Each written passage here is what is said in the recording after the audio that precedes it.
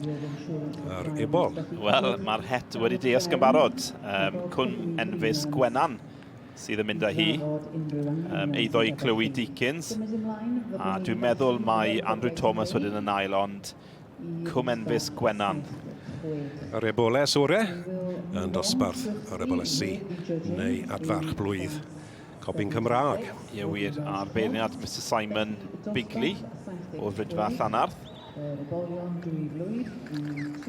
A dyma hi, dyma Gwenan, Llan Morlau Sylvester y tad a Cwm enfys y Rhisian y Gaseg. Ie wir, ac yn ail wedyn Andrew Thomas, Caiderwen Caprice, y tad Llanarth Fiery Jack a'r fam Caiderwen Sienna. Ond diwrnod Cwm enfys Gwenan yw i. Eiddo Chloe Deakins. Taron y gad i yn syth trad coesau da. Dyna beth un peth oedd Simon Bigley y beirniad wedi bod yn glir yn gweud bod e'n edrych am y bethach na. A sawl peth arall wrth gwrs, ond mae'r gos a'r garn yn bwysig. Lewis, ti gystadlu yn y sioe frenhinol. Wyt ti wedi cael tipyn o'r wyliau? Ond y clod yn mynd i Cwm enfys Gwenan. Chloe Deacon? O le mae Chloe Deacon? Wyt ti'n gwybod? Na, wy ddim yn siŵr. Ond wedi magu gan teulu Morgans. Ond bosib bod Chloe wedi prynu'r eboles yma. Ydy.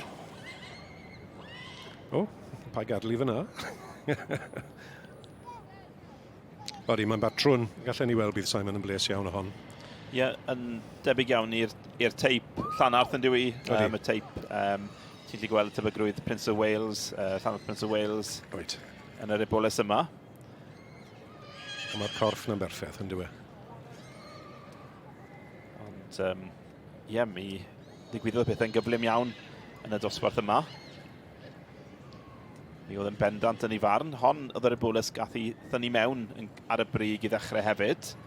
Felly wedi hawlio i'r lle o'r funed gyntaf. Oedd dosbarth da, rhyw 36 cais dwi'n deall. Ac fel wyt ti'n gweud Owen, oedd mae Simon yn neud gwaith cyflym. Heb wrth gwrs colli y manylion. Mae fe'n edrych am. Ond Cwm enfys Gwenan yw'r enillydd. Yr ail ddosbarth yn yr adran dy y flwyddyn hyn. Gore o'r Eboles C. Blwydd. Disgwyl yn dda am Eboles Blwydd. Dim gormod, mae rhai nhw'n gallu gael gormod o fwyd, gormod o waith. Mae hon yn disgwyl fel ceffyl bach ifanc yn y gad i. Ond mae'n disgwyl yn dda, yn barod i'r cylch yn diwy. Ond yn sicrhau bod hi'n cael y llun holl bwysig na. Ni o hyd yn werthu'n am ni'n ar unig beth bydd ar ôl dy ti ar ôl y sioe, ynddo fe? Dim arian, llun bach. Dros tân. A dyma ni, yr ail ddosbarth yn yr adran dy y flwyddyn hyn yn cael ei ennill gan yr Eboles Blwydd Cwm enfys Gwenan i'r perchynog Chloe Deacon.